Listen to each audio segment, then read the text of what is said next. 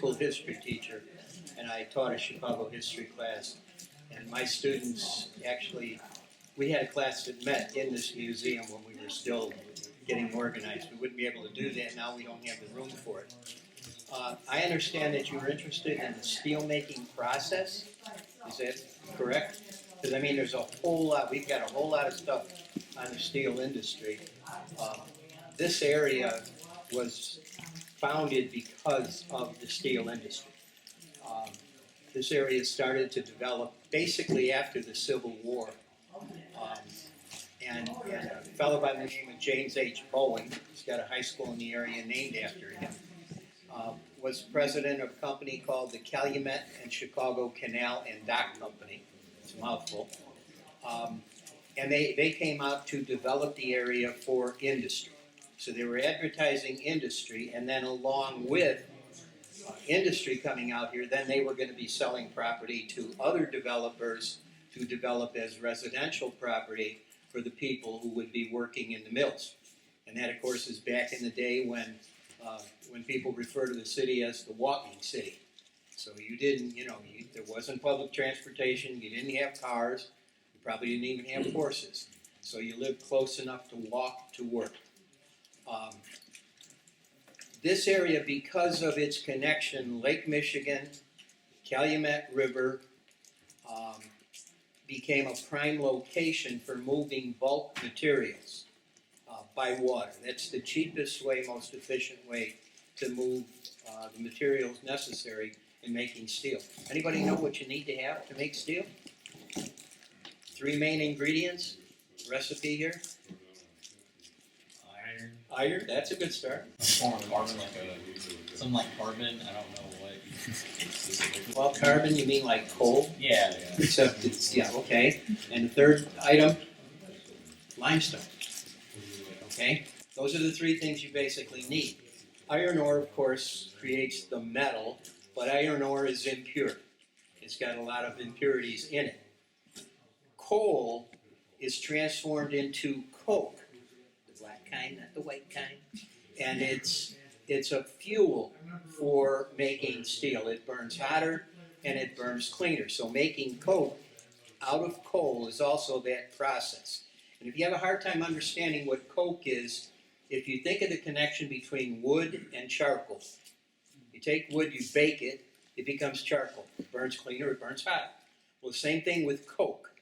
All right, you take the coal, you bake it. You burn out a lot of the impurities, and then you use the coke for fuel. Limestone is a flux, which means that it takes the impurities out. So making steel, you first of all, starts with what they call a blast furnace. Way back when it was called a Bessemer, that's dated technology, but a blast furnace, you put coke in the blast furnace as a fuel, you put iron ore, and you put limestone. As the material melts, the limestone rises to the top. It becomes a liquid, molten type of a material, and it pulls out a lot of the impurities. The iron, which is heavier, settles to the bottom. So after this all melts and mixes in a blast furnace, then they tap the furnace, which means they pull out the molten material. And you can separate it because the limestone's lighter and it's up at the top. So that gets tapped one way and the iron gets tapped another way. The iron, it's not steel yet, the iron that comes out is often, it's either formed, they either transport it to another location by way of what they call torpedo cars, which are huge insulated cars that run on railroad tracks, or they make it into what's called pig iron. We've got a piece of pig iron around here somewhere. I don't know if I can. Things move around. Oh, it's down there on the bottom. Yeah, you want to pick that up for me? It's a little heavy, isn't it? No. It's about. That's a piece of pig iron. Don't hurt yourself. We want to bring it back. It's heavy. Oh, that's a piece of pig iron, and that's just on the way towards becoming steel. So then they either take the molten iron, thank you, got your exercise for the day, they either take the molten iron or they take the pig iron and re-melt it, and they put it into another furnace, which is where steel is made. Jim, you can correct me if I'm going off the ball. Jim is a former industrial engineer, so he's keeping an eye on me, make sure I don't mess up. It either goes into, in modern times, an open hearth, a basic oxygen furnace, an electric furnace, or some variation thereof. And it's, again, melted down, the iron, they oxygenate it in those furnaces, and that's where steel comes from. They add whatever other kind of metal they want to make, whatever kind of steel they want to end up with. Oftentimes in those furnaces, they will mix it with scrap metal, so it's sort of like the recycling process that goes on. And then what comes out of those furnaces is steel. And then the steel goes to other parts of the steel mill to be formed into whatever shapes it's going to be sold to. It could be plates, it could be beams, it could be pipe. Nowadays, a lot of your smaller steel mills are making coils. You've probably seen those large steel coils on the back of flatbed trucks. Don't go behind them, because if it breaks, it's a dangerous situation. But that in a simple way is basically the steel process. Mills in this area were pretty much, there's minor differences. The first mill in the area was Wisconsin Steel, which started up the Calumet River, roughly 109th Street, and was originally, all your mills changed names too, even not quite as much as banks and railroads, but they still changed names. Wisconsin Steel started in 1875. It's the oldest mill in the area, also became the first major mill in the area to shut down, causing a lot of economic problems in this area. In 1980, it shut down. U.S. Steel, which started as the North Chicago Rolling Mill, later became Carnegie Steel, Illinois Steel, U.S. Steel, started in 1880 and grew from a very small piece of property, I think about 70 acres when they opened, and when they closed there were 576 acres, which is almost a square mile. 8 blocks by 8 blocks for you city folk. And that mill stayed in operation until 1992. Again, part of this whole deindustrialization. There were other mills as well. Now, most of the mills in this area were what were called integrated steel mills. That means they did all of those processes from iron to coming out with a finished steel product on site. Okay, they didn't make cars, they didn't make refrigerators with the steel. They sold the steel to somebody else. They then further processed it into the material they needed for whatever products they were making.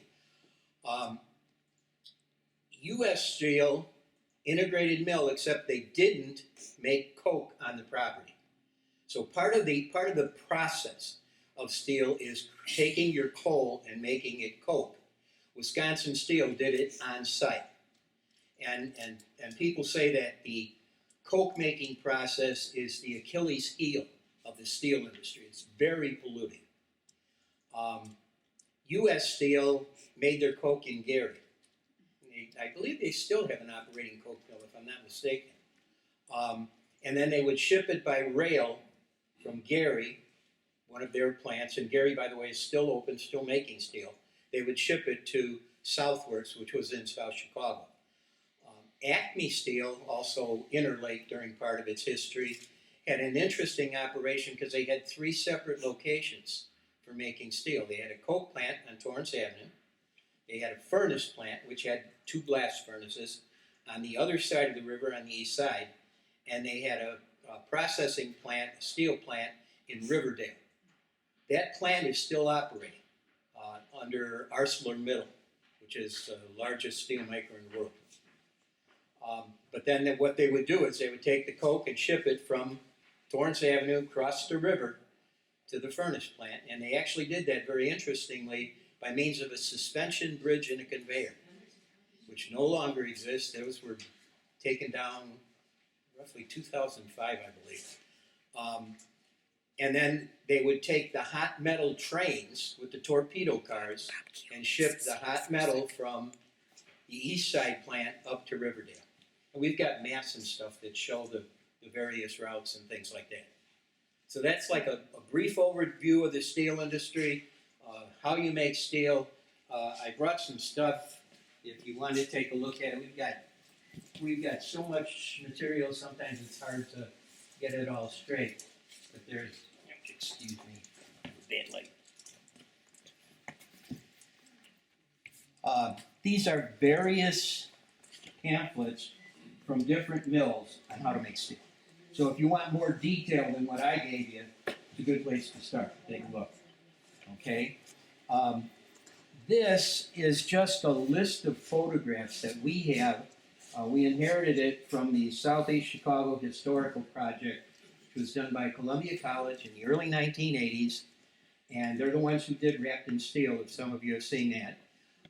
And we got most of their stuff. And when I say most, I mean some of it got picked over in the storage phase, and we didn't get everything. But this is a list of duplicate photos from that project. This is also an exhibit. We kind of fashioned it to fit our needs, but it was originally an exhibit at Museum of Science and Industry. And it's more than just industry, it's also the neighborhood and things like that. So depending on what your interest is, there will be things to look at.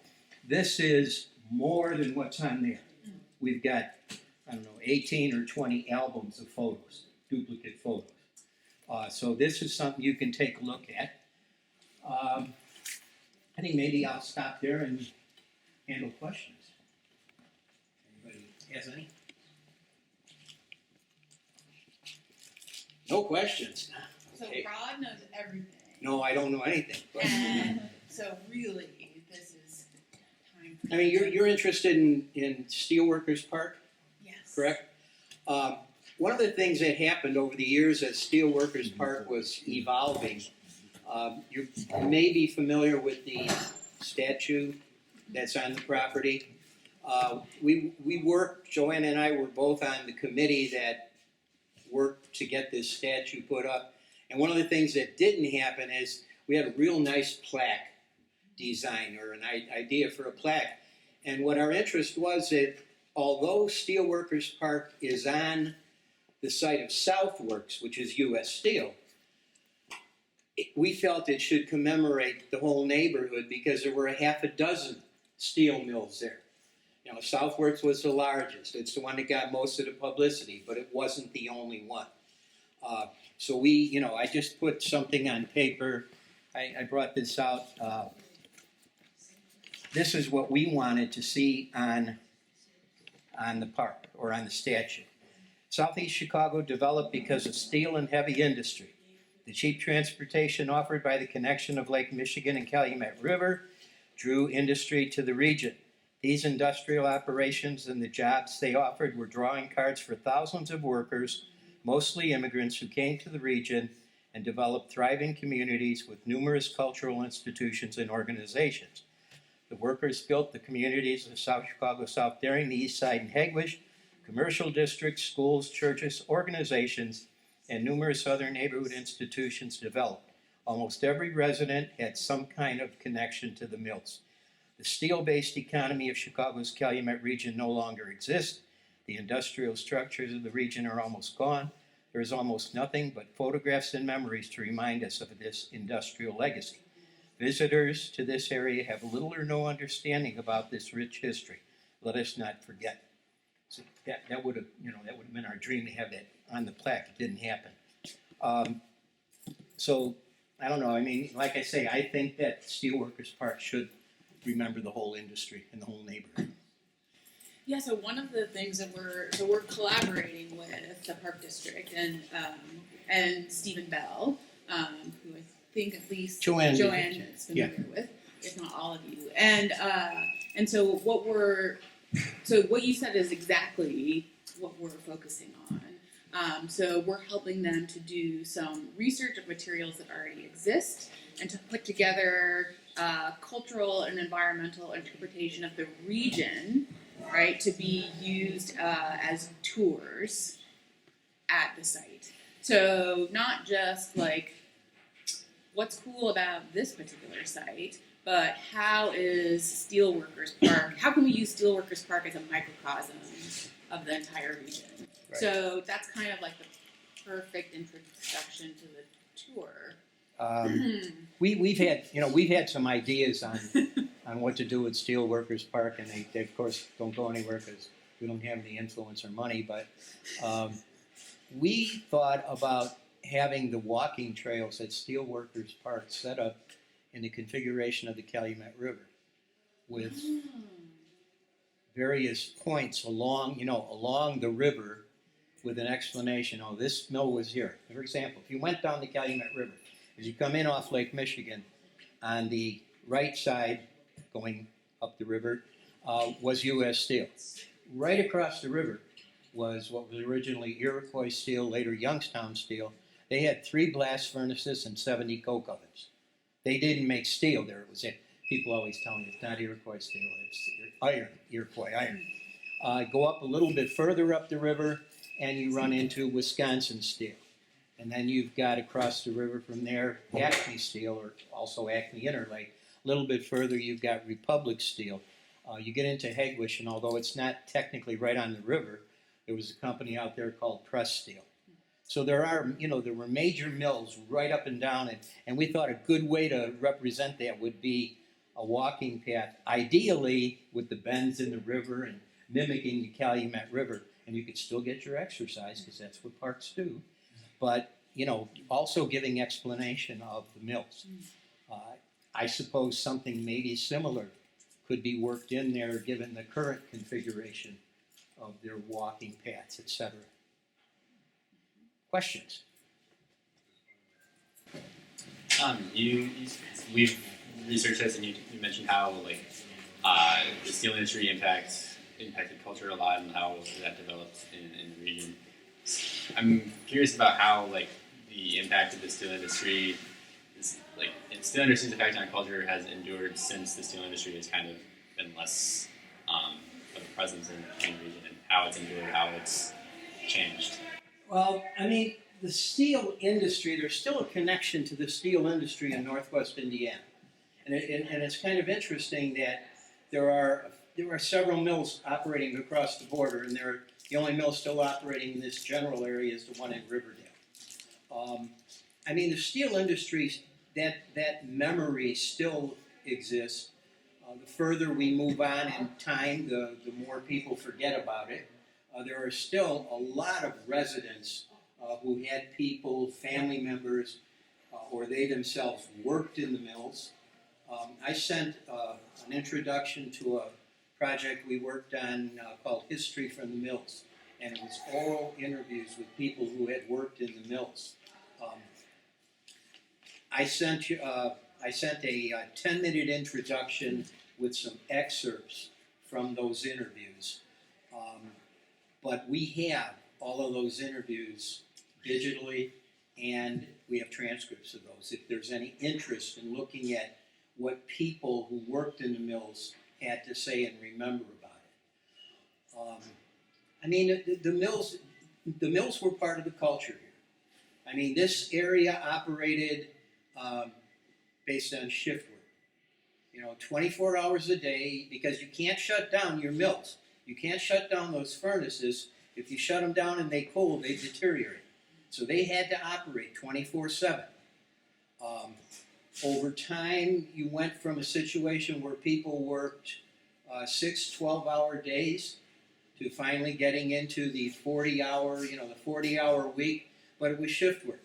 And you could tell when the mills were changing shifts because the traffic was lousy all over the place. When you talk to people to say, how you doing? What are you working this week? 3 to 11. Okay. And if you were growing up in the area and your next door neighbor worked nights and you were outside playing, you caught hell if you were too loud because he had to sleep. You could go into a tavern in this area at 7 o'clock in the morning and some guy's sitting there with a shot and a beer. Why? Because he's an alcoholic? No, because he just got done doing 8 hours in the mill, and he's going to get a drink before he goes home and goes to bed. So I mean, the area was totally wrapped up in steel. This was a steel community. Very similar to some of the steel towns in Ohio and Pennsylvania that existed. Commercial Avenue was active 24 hours a day, because people were coming and going from the mills. And when the mill shuts down and people lose their jobs, it's not only the people who work in the mill who suffer, it's the industries and the businesses that depend on that business, for their livelihoods. Taverns. This place, it's amazing. A lot of times I have to do research for things and I'll go into old phone books. And I'm just always amazed at the number of taverns in the area. And you're talking about places or streets where there were 6 or 8 taverns on a block. All 4 corners and a couple in the middle of the block. It's not that unusual. One of the things that happens, and a good book to look at for the effects of deindustrialization is a book called Exit Zero. Yeah, you read it. Okay. Chris Wally grew up in this neighborhood. Her father lost his job at Wisconsin Steel. It affected her family and her, but she also tells the story of how it affected the neighborhood. Other questions? Yes. So why is Riverdale and why are all the mills in Northwest Indiana still operating? Is it something about regulation? Something about there's a couple answers. Riverdale, I think, is probably still operating because in the middle 90s, they did a huge renovation and they put in what's called a continuous caster.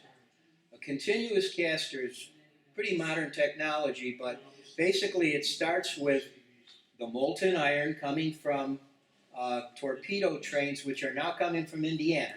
They come from Indiana to Riverdale.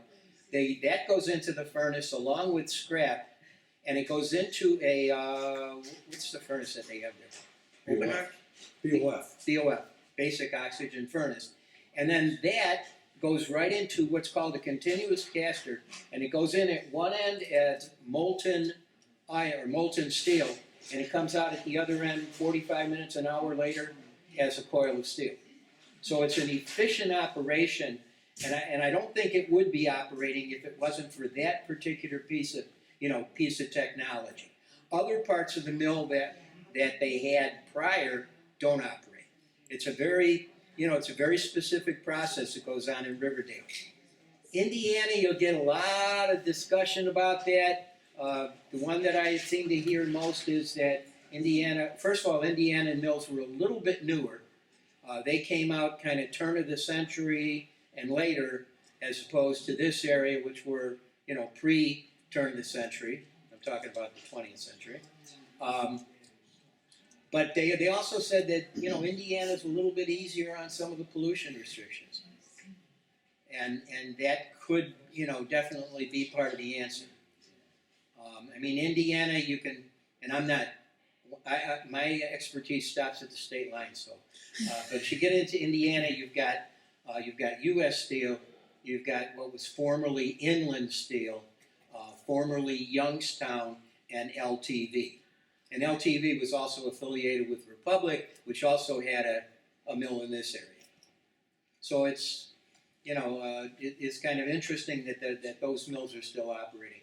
The steel industry, though, is not in this country what it used to be. It's a different era now. In this area, especially when the mills first started, pollution was not a big deal. I can vividly remember people saying, if there's soot on the windows, there's food on the table. That kind of a thing. As long as you were working, you put up with it. One priest from St. Kevin's said that the cloud of dust and everything over the neighborhood was like God holding the neighborhood in his arms. So, kind of an interesting analogy. I brought in something. I came across this today and I thought it was kind of neat. This is a program from a service banquet that at U.S. Steel. And it's 1954. It's got my grandfather's name in it. And he was celebrating 50 years with the mill. So he worked in U.S. Steel for 50 years. Retired and died, which is very common for people. Let me just, while you're thinking of the next question to test me, this is an exhibit from Southeast Historical Project. This portion of it is neighborhoods and institutions. This portion down here is commerce, industry, and labor. So, I mean, if you're looking, so this starts out talking about some of the businesses in the, the shopping areas, and most of this starts out in South Chicago. And it goes to small businesses and other buildings. You get a little bit further, you get into the industry. So that's a picture of Southwark. And that's what, mills were not an appealing place. You didn't see any grass, well, maybe you did in front of the office building. I mean, at one time, just in terms of population or of employment, U.S. Steel during World War II, just the Southwarks plant came close to 20,000. Some people say it was 20, and they throw numbers around, but it never got over 20, but it was close. And then during the heyday of steel, it was 13,000, 15,000 in one company. And people, one thing that doesn't happen today often, people change jobs now like on a whim. If you've worked in a place for more than 10 years, you're a dinosaur. Back then, people worked 30 years, 40 years, 50 years in a particular job. Any questions? Yes? One of the areas that we're researching in particular is the relation of the community and unions at the unions at the mills, and obviously that was a very big part of working life, sort of in the heyday of the steel industry. But obviously that's changed over time, and the relation of people and industry to unions has changed as deindustrialization has occurred. Do you have any thoughts on that? This has always been a strong union area, although there aren't many of the heavy industry jobs that used to exist. I mean, the mills in Indiana still have strong union bases. Local 1010, for example, which I believe is out of Inland or former Inland. It's ArcelorMittal. People in this area were, for the most part, strong union supporters. Part of the history of the area is the Memorial Day Massacre from 1937. And we're working on a project with Chris Wally regarding setting up a website. We were just dealing with the La Follette report, which was the congressional report that followed up the incident.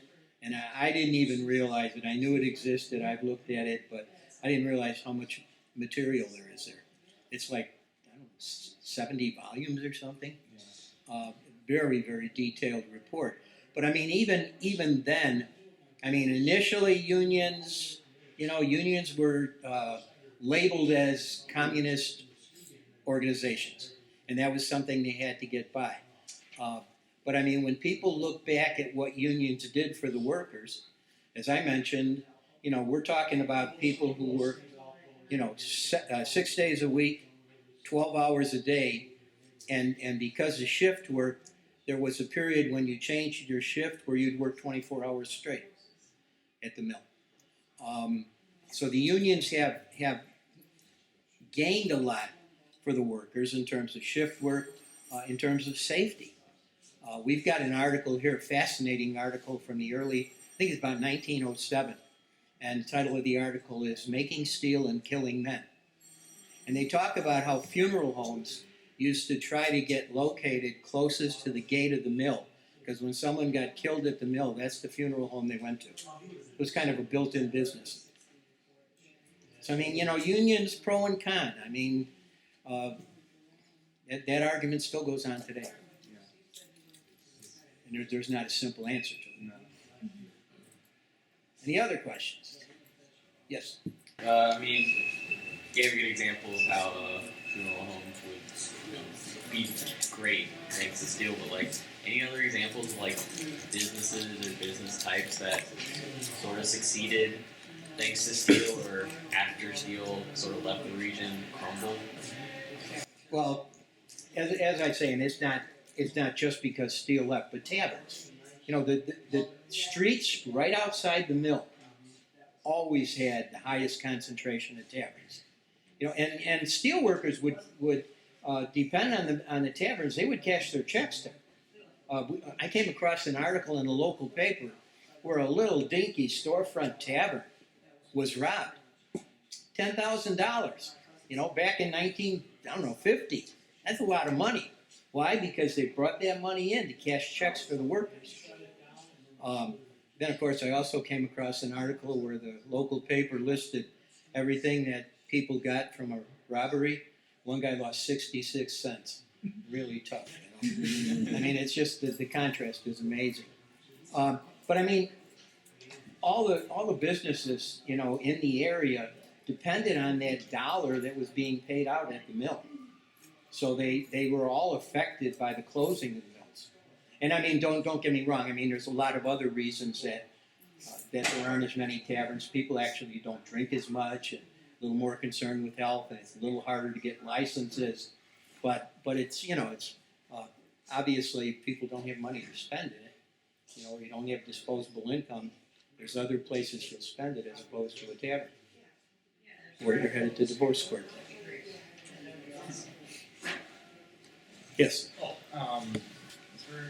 we're doing research for like a park space and a steelworkers park, like a place of recreation. I guess we were wondering, how did people in the heyday of the steel industry like use parks, or what they do for recreation outside?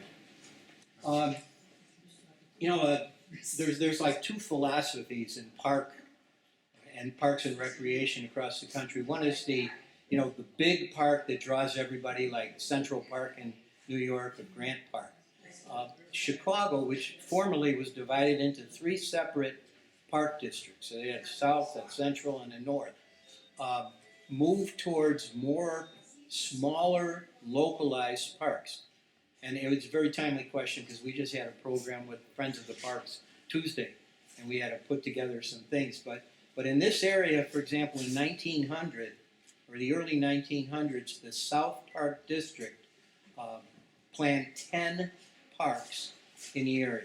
Now, I don't know if you're real familiar with the area, but I mean, Calumet Park was one, Russell Square Park, Bessemer Park,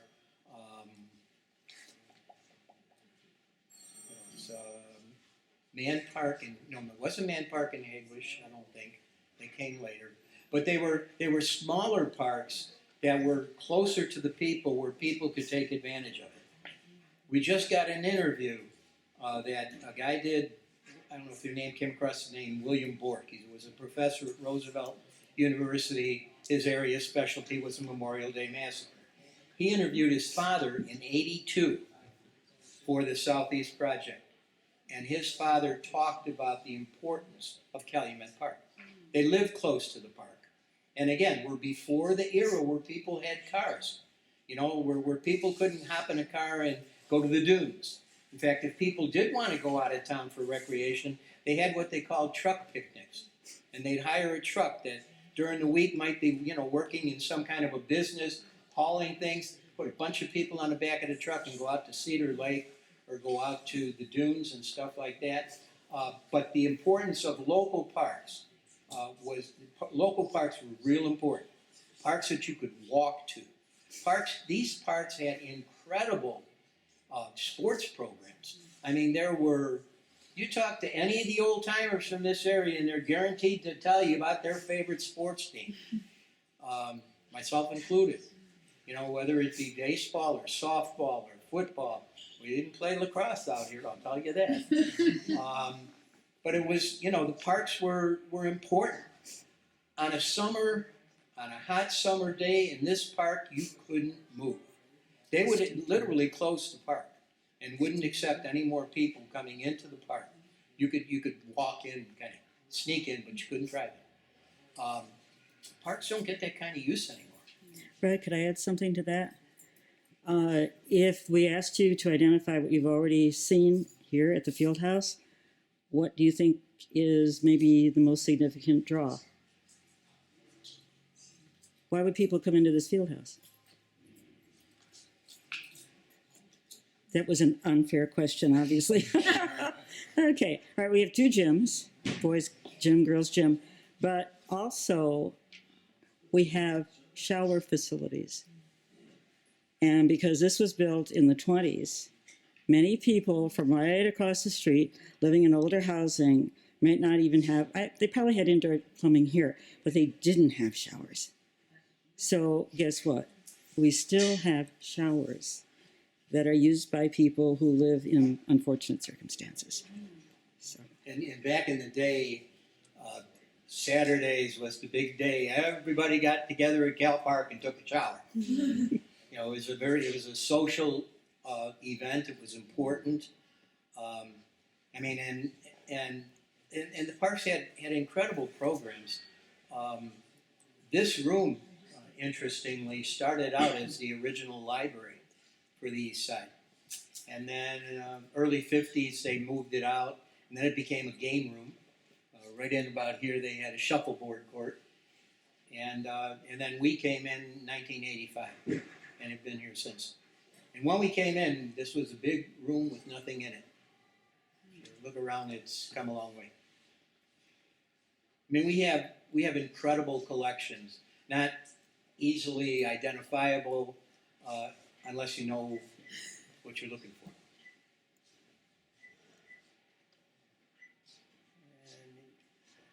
Does that kind of answer your question? You guys have a million more questions. And like I say, it was important because the park was local.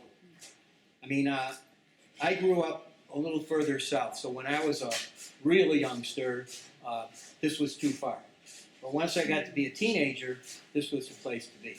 They had, right next to the Coast Guard station here, and right next to the Coast Guard station were those shoreline rocks that prevent erosion and all that. We used to swim off there. That was the rocks. When you got a little bit older, you graduated to the hill, which is on the north end of the park, the north boundary of the park. But the park, I mean, even when you could drive, you didn't have to walk, the park was an important part of recreation in the area. On that same topic, what would that look like in the winter? Well, I mean, winter was a different scenario. I mean, park didn't get as much use. You know, some of the indoor activities, and we've got files of some of the programs that they had in the park. But at one time, very early on, they actually had a toboggan slide here in the park. So there was some, recognition of important winter activities. People would ice fish. That was an important activity. And by the way, one of the favorite fishing spots in the area has become the slip at U.S. Steel. If you go out there now, you'll probably find fishermen out there. There were also skating spots. Right. So, they used to have skating rink right out this side of the park, and there's a like a valley. Yeah. There's like a valley there, and they used to have ice skating there. And it seems to me that maybe in the 40s, the space that has the quarter-mile track, there was ice skating there, and they even had a little warm-up shed. But that would just be up during that time, and then they would fold it up, and I don't know what closet they put it into. I did all kinds of things. I recently was contacted by a reporter from the Tribune who was looking into a practice that he found very strange, burning the witch at Halloween. And I looked it up, and sure enough, Calumet Park, I found newspaper articles. They'd have a parade, and then they'd burn the witch. A little bit politically incorrect nowadays, but something that happened. Again, different era. Anything else? Can I direct you towards anything you might want to take a look at? Yeah. Do you know what it's obviously like a bunch of immigrant communities. What was the process for people both immigrating and then getting a job? depending on the time period, there were different factors, different things that came up. Sometimes the steel mills actually had labor agents that went out to various places to recruit people. That was very common in the 1910s and 20s with Mexican workers. There was a revolution going on in Mexico, which was, you know, the push factor. There were strikes going on here. There was a major strike in 1919, and they were bringing in foreign workers to work in the mills. A lot of it was word of mouth from people who came here. You know, you got to come here. There's jobs. You can get a job. You don't have to be real smart as long as you're willing to work hard. That kind of thing. You'll find within different communities, and I'd always been interested in kind of trying to trace it, but the connection with particular areas in the old country. You know, where certain workers all came from a particular region. My family comes from the region around Donetsk, and I can't remember the large town that's around there in Poland. But I mean, you know, there's that kind of a connection, and there were, you know, the Greeks, the same thing. You know, I mean, whatever ethnic group it was, and it's just changed over time. But the big drawing card was the jobs. And you know, I can't overemphasize how easy it was to get a job in the mills in their heyday. I've got a friend that I grew up with, and Rob Stanley, and he talks about how he worked in 5 different mills in this area. He was on the job one time. He got ticked off at his foreman. He said, "I quit." Walked down the street and got a job at another mill. You know, you could do that at that time. That era is gone.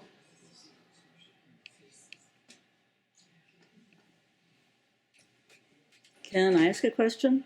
So how many of you have family members who, or friends or neighbors or whatever, who experienced the working in the mill? This is unusual. Okay, I'm sort of laughing because when Roman statue was dedicated, all the politicians from Chicago were there, you know, to to be part of the unveiling. And each one of them had a connection. So it was either somebody's grandfather or it was, I worked in the mill one summer, you know, kind of things like this. So yeah, I'm sorry guys, we don't have those opportunities available for you.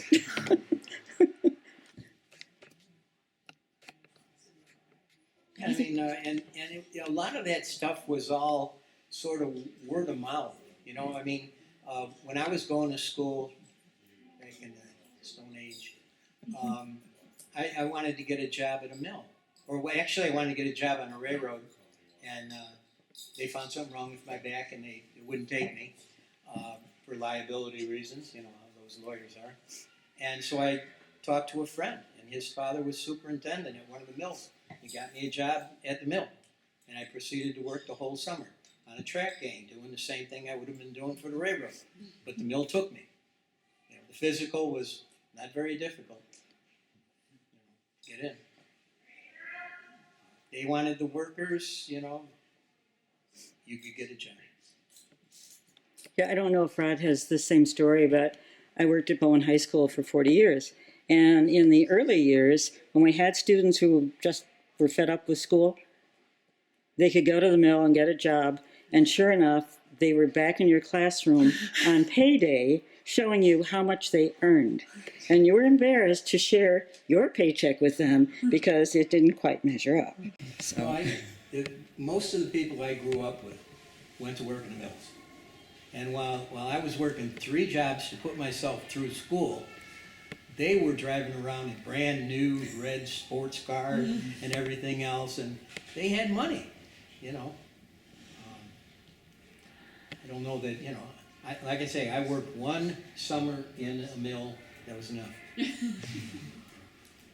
decided I didn't want to do that. Other questions? Come on, it's free. No charge for questions. Yes? Following like the immigrants question, like we like religions in that region, like sort of their impact and sort of how they sort of came to be, because I know there's like a lot of different sort of denominations or even religion as a whole in this region? So just I taught U.S. history. That's part of what I taught when I was in school or when I was teaching.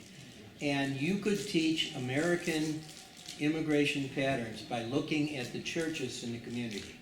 And in fact, one of the projects that my students worked on was an in-depth study of local churches. And you can go back to the first church in this region, which was St. Patrick's Church in South Chicago, 1857. Not technically Irish, but Irish. And what that means is the Catholic Church, and I don't mean to diminish or ignore other religions, but the Catholic Church would set up parishes that had specific boundaries. They were called territorial parishes. And most of them happened to be Irish.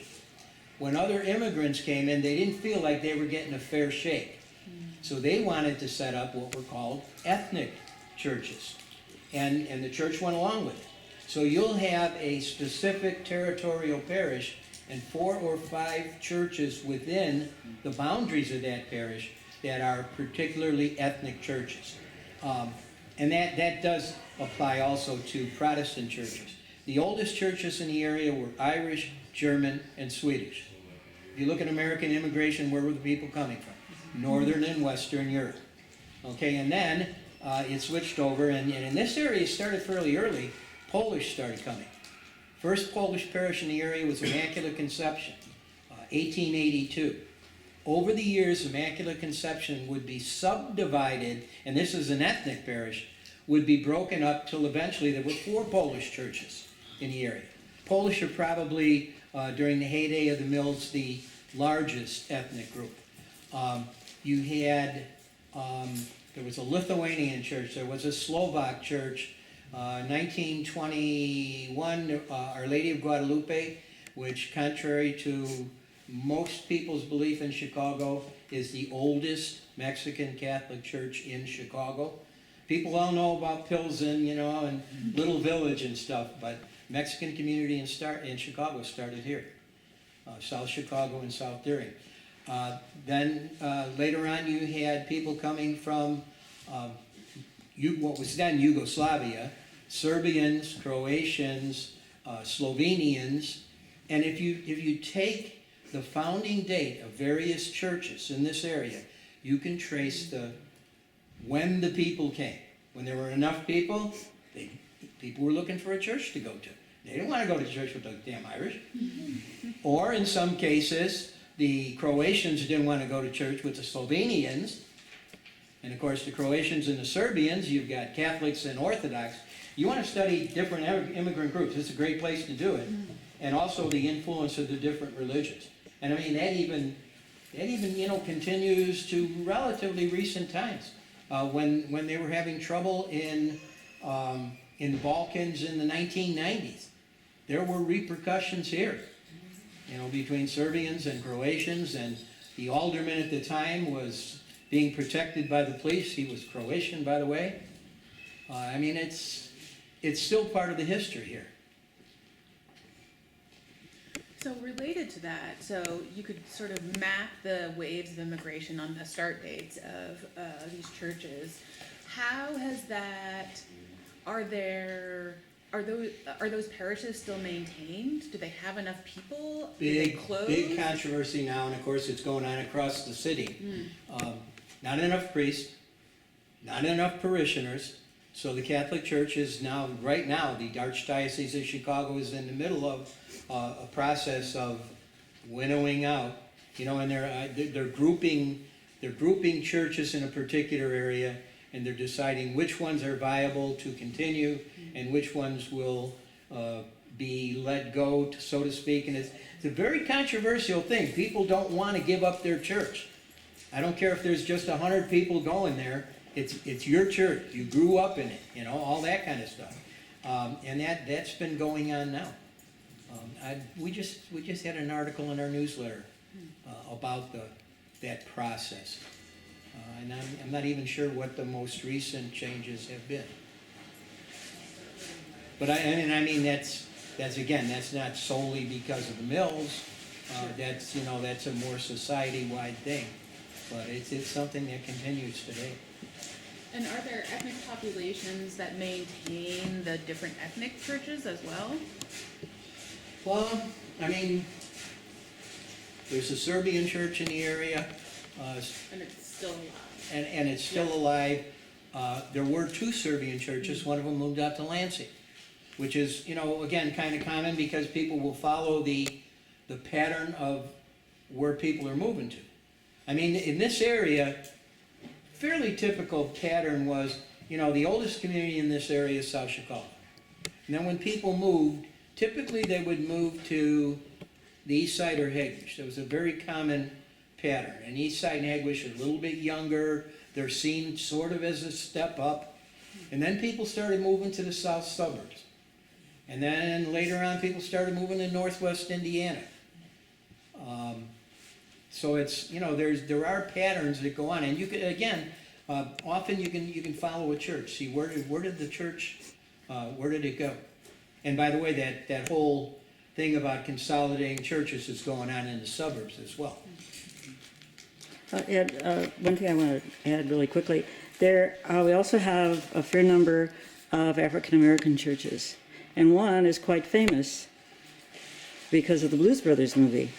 It's called Third Rock in the movie, but it's Pilgrim Baptist Missionary Church at 92nd and, 91st and Burley. And it's still in business. There are at least 3 right off the old 41. I suspect that their congregations are rather modest, but the point is that they are there. And it's a little, we've had trouble over the years gathering historical information on the African American community because it's primarily, it's an oral community. There's not a lot of records going on. People don't want to talk about it. So it's one of the weaknesses in our collection. I'd love to have more information. We do have a smattering of stuff, and you are aware of things that went on, but not the documentation that we have on other communities.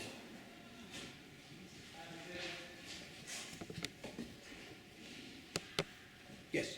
Is there still hope for some kind of industry to come back? Like, what direction is the economy moving in now? One of the most difficult questions that I get, and I get it a lot, okay, when you're talking about the mills closing and everything else, people say, well, what do the people in the community do now? It's like, well, that's tough to answer. In some respects, it's sort of a bedroom community, like a bedroom suburb. And one of the things that has happened over recent years is they've beefed up the parking for public transportation. There's an expanded metro lot in South Chicago. There's a lot for the South Shore Railroad in Hegewisch that they expanded. So I mean, some people are commuting. They're living in this area, they're commuting. You do not have, and I think this is true of many areas in Chicago and other cities, you don't have that large employer who employs thousands of people. The stockyards, I'm sure you could do the same kind of a study in the stockyards area and replace steel with stockyards and you got the same scenario. It's a different thing. I don't know. Jim, any idea? What do you think people do in this community? I mean, it's really I can't tell you. You used to talk before about all the taverns closing. What about all the associated machine shops and cleaning facilities? Oh, yeah. And Right. all those other little companies that got put out of business when the mill went down. And I'm not sure where those people went. I think they're working at McDonald's for $8 an hour. Yeah, I mean, it's a service economy.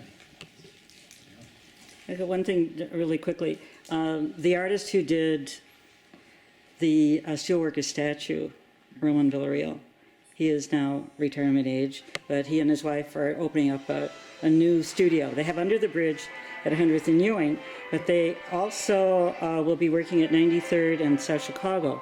It's a little triangular space, and it housed a gas station with white glazed brick on it, and it's been sitting there for decades waiting for something to happen. So Roman and a couple of artists are working there. And if you look at what happened in Pilsen, it was a lot of the artists who really made change. Roman knows all of them, whether they're still alive or dead. He knew them all. And so Roman's view is that art is the new steel. But it's going to take a lot of work. A lot of work. I'll tell my story. My dad worked at U.S. Steel Southworks for over 42 years. And even back in, he retired in 1983, but even before that, he was in electrical maintenance. Anybody that came to work for him that did their apprenticeship there, he said, do your apprenticeship here, work a year, and then leave. This mill will not remain open. This is not your future. So, and there's about 5 or 6 guys that have told me throughout the years, that some of them are in my church, if it wasn't for your dad, I would have been caught in the mill when it closed without a job. So they all did their apprenticeships and left. So even back then, the handwriting was already on the wall for how things were going to end up, especially after. What time period are you talking? My dad started working there before the Second World War in 1940. Went to the war, came back, and retired in 1983. So about even in the early 80s, he already could see that this was not going to be your future. You're not going to do 30 years here and get a pension and retire. And So. what do you think, like, how was he reading the tea leaves? Like, what indicated that to him? I just think less hiring, you know, I mean, he didn't talk about too much that went on inside the mill, but I'm sure, you know, less production, less hiring, people retiring and not being replaced. So probably a lot of that, and steel production was, you know, starting already to wane, and then after Wisconsin Steel closed, you know. Well, if you saw Wrapped in Steel, that's that era, you know, and people are thinking back there, and some of the people that they interviewed for that program were laid off from other mills, but they were of the mindset that they were going to get the job back. It was coming back, and I dare say that very few of them ever got rehired. Yeah, very few. I also saw you had a question about the site of Southworks, what was located in various places and things like that. We do have site maps from various years, but basically the easiest way to think of Southworks is that things were located on the mill in terms of the process. So bulk materials came in to the mill either in what they call the south slip, which is a water inlet off the Calumet River, or the north slip, which is the bigger slip off Lake Michigan. Next to those slips were ore yards, where they would store bulk materials. Or for U.S. Steel, it was limestone as well. Coke always came in by rail, so that was as it was processed. But then your blast furnaces were always very close to the ore walls, where the bulk materials were. And then as you moved out to different areas of the mill, you would have your different finishing mills. You know, and a lot of times they were based on how big the steel was that they would finish. The 44-inch mill. That means the machinery could create a piece of steel 44 inches wide. So I mean, and like I say, if you want specifics on how the mill was laid out, we've got site maps from various years that'll show you. A lot of them I've got digitized. I can send them to you if you feel free to give them my email. But make sure you tell me who you are.